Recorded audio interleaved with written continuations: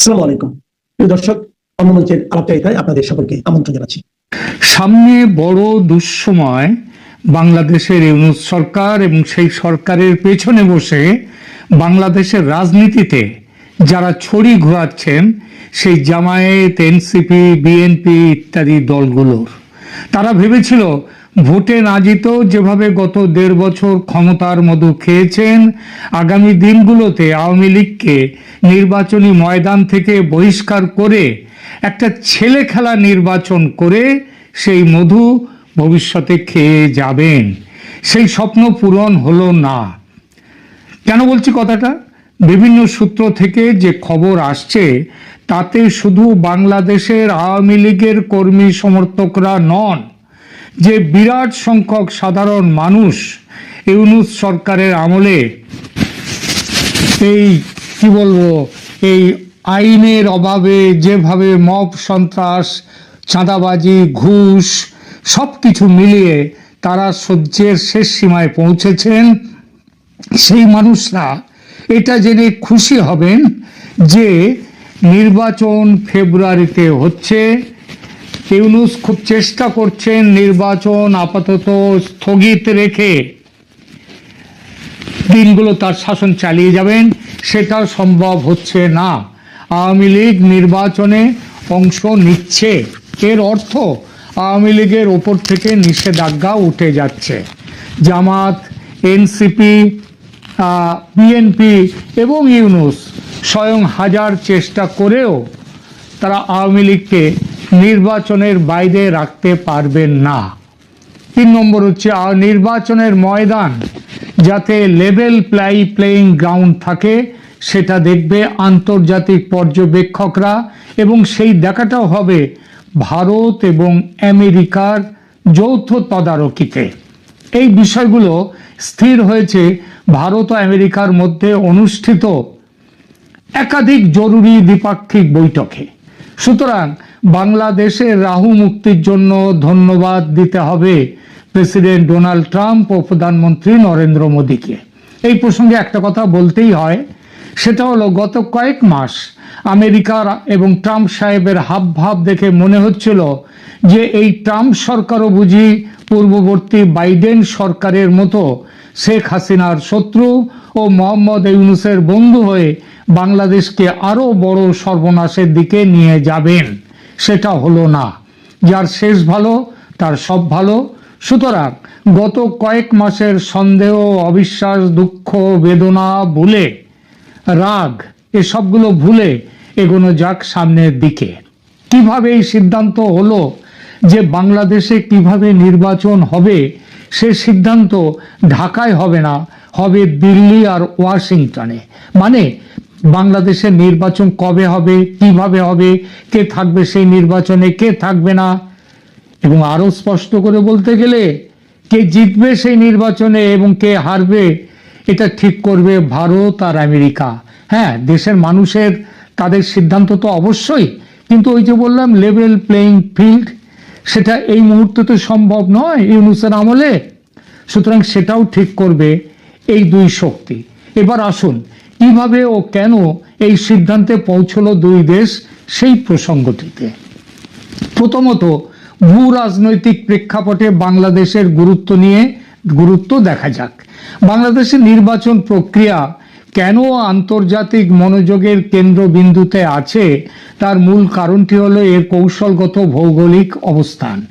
Indo Pacific কৌশল, এটা হচ্ছে ওয়াশিংটনের যে প্রাথমিকতা, সেটা হলো চীনকে মোকাবিলা করা এবং মুক্ত উন্মুক্ত ইন্দো প্যাসিফিক অঞ্চল নিশ্চিত করার মার্কিন কৌশলগত লক্ষ্যের জন্য বাংলাদেশ গুরুত্বপূর্ণ। এখানে স্থিতিশীলতা ও গণতান্ত্রিক মূল্যবোধের প্রতিষ্ঠা ওয়াশিংটনের জন্য যেমন গুরুত্বপূর্ণ, যেমনটা তারা একাধিকবার অবাধ, সুষ্ঠু ও শান্তিপূর্ণ নির্বাচনের উপর জোর দিয়ে ইতিমধ্যে প্রকাশ করেছে বহুবার।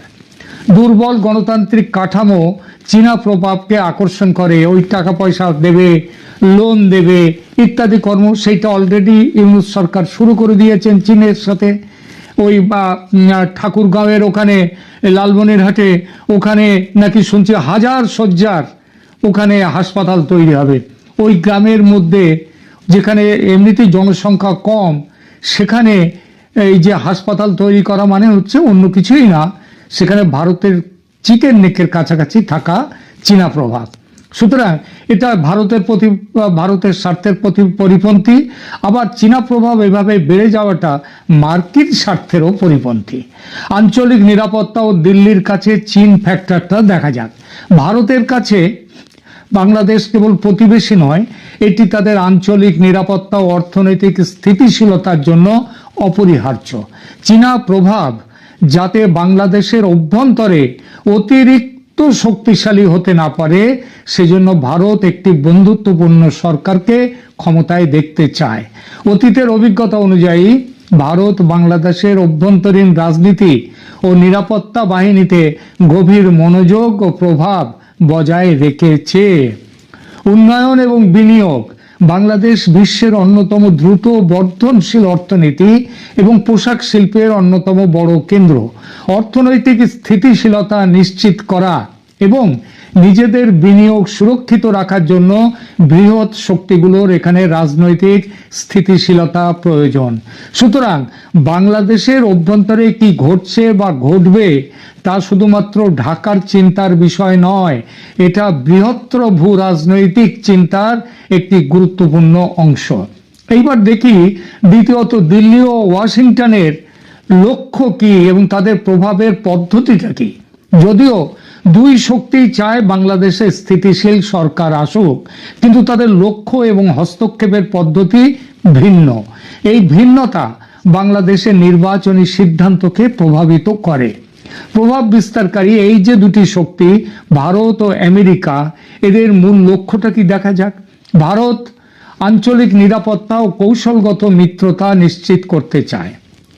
আঞ্চলিক নিরাপত্তা, সেভেন সিস্টার্স। ভারত বিরোধী শক্তিকে কোণঠাসা করতেও চায় ভারত, যেমন পাকিস্তানকে এখানে আসতে দিতে চায় না ভারত, যেটা ইউনূস সরকার ভীষণভাবে নিয়ে আসছে। এছাড়া অভ্যন্তরীণ সমর্থন, একটি নির্দিষ্ট দলের প্রতি সরাসরি সমর্থন দেয় ভারত। যদিও বলে যে কোনো দলই ক্ষমতায় আসুক না কেন ভারত তাকে সমর্থন দেবে, কিন্তু ঐতিহাসিকভাবে দেখা গেছে আর সমস্ত দলগুলো, মানে বিশেষ করে বিএনপি যেটা প্রধান দল ছিল এর আগে 3 বার ক্ষমতায় এসেছে, তাদেরকে বিশ্বাসযোগ্য নয়। তারা 10 ট্রাক অস্ত্রের কথা ছাড়লাম, নানান বিষয়ে তারা ভারত বিরোধিতা তাদের রাজনীতির একটা মূল ভিত্তি, মূল নীতি। এবং ফলে ভারত দেখেছে যে পরম্পরাগতভাবে আওয়ামী লীগ তাদের কাছের শক্তি, সুতরাং তাদের ক্ষমতায় আনতে কূটনৈতিক চ্যানেলের মাধ্যমে ভারত সক্রিয় ভূমিকা রেখে এসেছে, ভবিষ্যতেও রাখতে চায়। নিরাপত্তা ও প্রশাসনিক এবং নিরাপত্তা ব্যবস্থার উপরেও নিবিড় প্রভাব বিস্তার করতে চায়। এই প্রভাব আবার মার্কিন যুক্তরাষ্ট্রের কাছে কিরকম সেটা দেখি। ইন্দো প্যাসিফিকে স্থিতিশীলতা চায় মার্কিন যুক্তরাষ্ট্র, চায় চীনের বাণিজ্যের উপরে নজরদারি করতে, চায় চীনের শক্তির উপরে রুখে দিতে তারা চায়। মানবাধিকারের চাপ দিয়ে তারা বাংলাদেশে গণতন্ত্রের ভিত্তিটা স্থাপন করতে চায়। অন্তত ওই যে তুলসী গ্যাবার্ড সম্প্রতি যে কথা বলেছেন যে পৃথিবীর অন্য দেশে সরকার বদলের খেলায় আর থাকবে না আমেরিকা, সেই ব্যাপারে তারা চায় যে বাংলাদেশে একটি অবাধ নির্বাচনের মাধ্যমে একটি জনগণের যাকে চায় সেরকম শক্তি ক্ষমতায় আসুক। তাহলে নিজের স্বার্থ রক্ষায় ভারতের কৌশল একটি বিশেষ দলের ক্ষমতায় থাকা নিশ্চিত করা এবং গণতান্ত্রিক ব্যবস্থা নিশ্চিত করা। অন্যদিকে যুক্তরাষ্ট্রের কৌশল হলো নির্বাচন, একটি গ্রহণযোগ্য নির্বাচন যাতে হয় তার জন্য চাপ সৃষ্টি করা এবং ভারতকে সেই সঙ্গে নিজের দলে শক্তভাবে যুক্ত করে চীনের প্রভাব খর্ব করার পথে এগিয়ে যেতে চায়। সেটা একা আমেরিকা এখানে সে করতে পারবে না যদি না ভারত তাদের সঙ্গে থাকে। এই দুই শক্তির ভিন্নমুখী চাপ এক জায়গায় এসে মিলেছে। সেটা হলো কি, দুই শক্তি তারা সমঝোতার মধ্য দিয়ে স্বচ্ছ, মুক্ত ও অংশগ্রহণমূলক নির্বাচনের মাধ্যমে গণতন্ত্রের শেকড় মজবুত করতে চায়। জঙ্গিবাদের পৃষ্ঠপোষক ইউনূস সরকারকে আর বাড়তে দিলে শুধু যে বাংলাদেশের শান্তি চলে যাবে তাই নয়, ভুগতে হবে এই উপমহাদেশকে, এমনকি বিশ্বের বিরাট একটি অঞ্চলকে।